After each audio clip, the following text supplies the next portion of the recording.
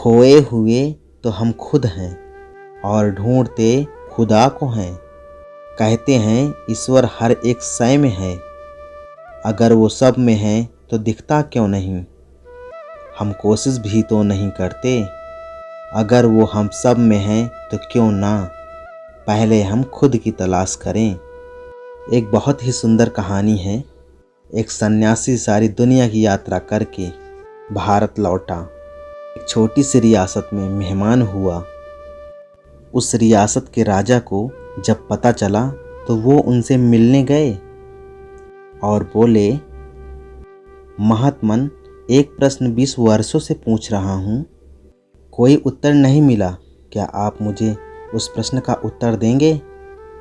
महात्मा ने कहा, निश्चित रूप से दूंगा राजन। आप पूछिए तो सही, क्या पूछना है? आज आप खाली हाथ नहीं लौटेंगे।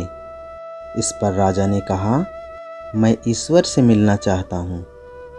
आप मुझे ईश्वर को समझाने की कोशिश मत करना, मैं सीधा मिलना चाहता हूँ।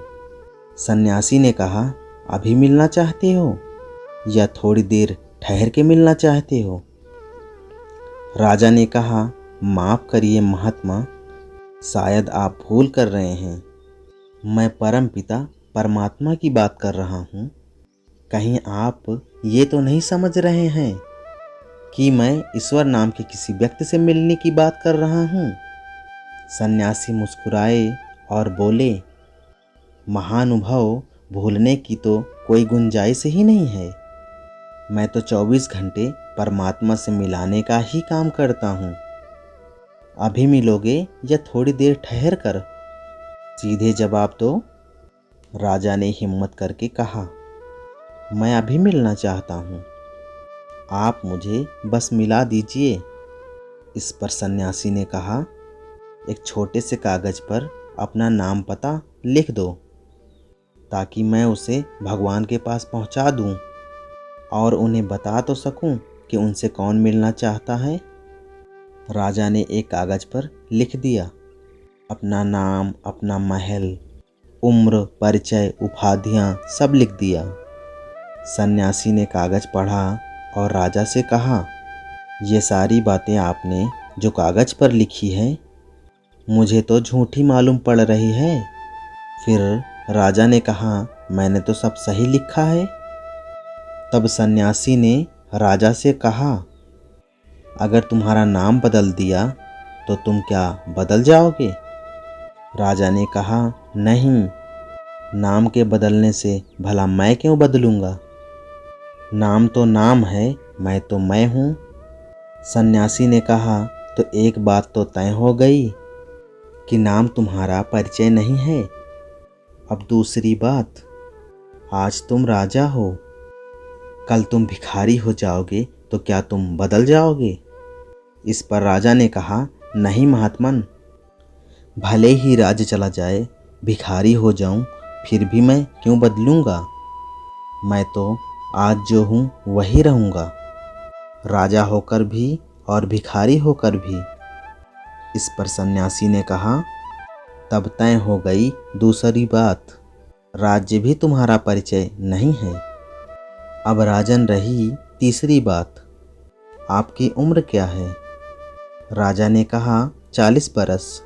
सन्यासी ने कहा, तो क्या 50 बरस होने पर क्या तुम दूसरे हो जाओगे? 20 बरस के थे तो क्या दूसरे थे, या बच्चे थे तो क्या दूसरे थे? राजा ने कहा, नहीं, उम्र बदलती है, शरीर बदलता है, लेकिन मैं जो बचपन में था, जो मेरे भीतर था, तब भी वही था और आज भी वही है। इस पर सन्यासी ने कहा, तो राजन, उम्र भी तुम्हारा परिचय नहीं है, शरीर भी तुम्हारा परिचय नहीं है, फिर तुम हो कौन राजन? उसे लिख दो, तभी तो मैं पहुंचाऊंगा भगवान के पास, वरना भगवान कहेंगे तुम झूठे हो, जो झूठे लोगों का पता लेकर आए हो। इस पर राजा ने कहा, ये तो बहुत बड़ी कठिनाई की बात है, उसे तो फिर मैं जानता ही नहीं। इन्हीं को मैं जानता हूँ, मैं मेरा होना।